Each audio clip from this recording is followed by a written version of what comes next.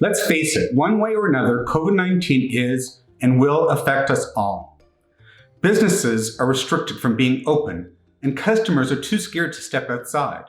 If you own a business or watch over one, you'll likely want to know what insurance coverage you have for damages and losses, if there are any concerns with the policy, and how to submit a claim for losses your business incurred to date, and likely for losses that will continue for some time to come.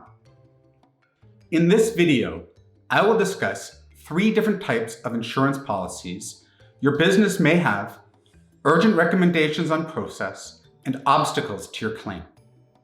I will also discuss the advantages of having an independent third party perform the investigation and submit the report to your insurer to aid in recovery.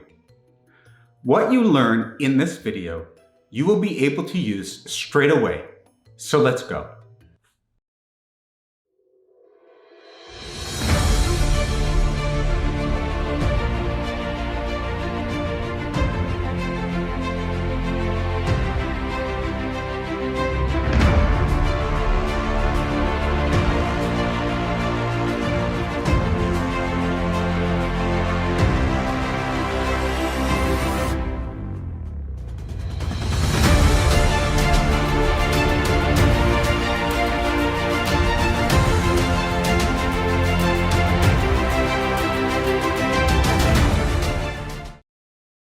Insurance companies, and specifically insurance claims, have strict notice requirements.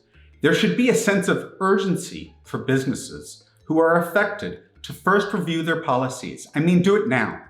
See what coverage may be available and review any terms that need to be followed.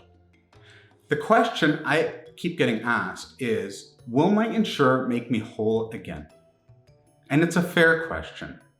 However, the answer is not simple, as it depends on the wording of the policy and the facts underlying your claim or loss.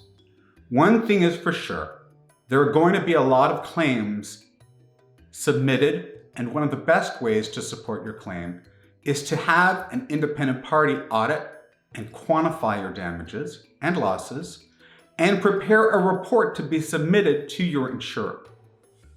The following are 3 types of insurance your business or your clients likely have: business interruption, third-party liability, and directors and officers liability. Let's talk about some recommendations. Business interruption insurance is usually part of your business's first-party commercial property insurance. Typically, the policy is where the insurer agrees to pay for the actual loss of business income the business incurred directly relating to the interruption of the insured's operations while the business is being reestablished. The business interruption policy, however, assumes that the loss was caused by direct physical loss, damage, or destruction to property caused within the definition of the policy. This means that physical damage to the business premises is required, and the business interruption was the result of physical damage. In the case of business interruption from the COVID-19 pandemic, it will likely be challenging to demonstrate that there was direct physical loss or damage. While reviewing your policy, look for claim exclusions, such as viruses and disease. In addition, there may also be issues with proving that COVID-19 caused the losses, instead of the losses being the result of preemptively closing the business due to fear of the virus. That said, some business interruption policies provide specific protection where the loss was caused by viruses and disease, civil authority dictated closure orders, or from business loss resulting from damage caused by interruption of supply. Clearly, a business that has these terms defined in their policy will be in a better position. Given the unusual and widespread nature of the COVID-19 pandemic, some insureds under business interruption policies may choose to test the limits of the policy language in court. Already, according to the March 18, 2020 National Law Review, A proceeding has been commenced by a restaurant owner in Louisiana seeking a declaration that its insurance policy does not contain an exclusion for viral pandemic. The owner says that the policy should cover the restaurant for any future civil authority shutdowns due to physical loss from COVID-19 contamination, and should provide business income coverage in the event COVID-19 contaminates the restaurant. The owner argues that contamination of the insured's premises by COVID-19 would be a direct physical loss needing remediation to clean the surfaces of the establishment. It's going to likely take some time for this case to make its way through the courts. And keep in mind, businesses that are considered an essential service, but then had employees getting sick and the impact there is a whole different scenario. We'll talk about that in a minute. We have deep experience in assisting clients with insurance investigations, claims, and denials. We have had great success in acting as the liaison between the insurer and the insured. Most of the time, an insurance policy will have a clause to cover the cost of our investigation.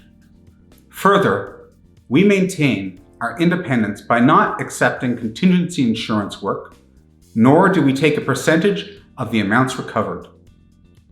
Insurers appreciate our independence, and we are recognized leaders in the market. To find out more about me and the services we offer, please visit uncoverfraud.com. The next type of policy is third-party liability. Some businesses may face claims by people who have become sick or by the families of people who have died as a result of COVID-19. For example, a store or restaurant that remained open while the virus was rampant could be sued by a customer for breaching its duty of care by failing to take sufficient steps to protect him or her from the virus. A commercial general liability policy will typically cover bodily injury caused by an occurrence for which the insured is legally obligated to pay damages to another. Bodily injury includes sickness or disease sustained by any person which occurs during the policy period, including death at any time resulting therefrom. There have been some suggestions in some online commentaries that insurers might rely on the pollution exclusion in the standard commercial general liability policy to deny coverage. If this issue is litigated, it will be interesting to see if the definitions of pollution in various policies are broad enough to include a virus. The third type of insurance policy I want to talk about is directors and officers liability. Directors and officers liability, also known as D&O liability, typically cover corporate directors and officers for claims that are made against them for alleged errors, misrepresentations, and breaches of duty committed in their capacity as directors or officers, and for any other matter claimed against them solely by reason of their serving in that capacity or in that role. Such policies also may include the corporation as an insured, where securities claims are made against the corporation. These policies may respond in the event a class action or derivative action is brought against a public company or its directors and officers as a result of alleged inadequate disclosure of the risks presented by COVID-19 to their business. Businesses are encouraged to review their policy wordings in light of what they perceive to be their exposures to losses and liabilities as a result of COVID-19. Where they have suffered loss of business income, they should take care to preserve all documentation that will support their claim. Keep everything. One thing is for sure, there are going to be a huge wave of insurance claims in the next few months. It is imperative for your company to submit a comprehensive claim the first time. If you're unfamiliar with the process or need support, our team is available and on standby.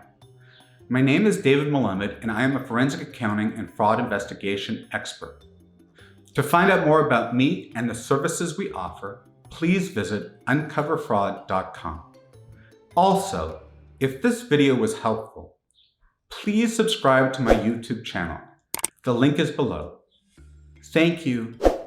Be safe and be healthy, and hopefully this will be all over for us as soon as possible.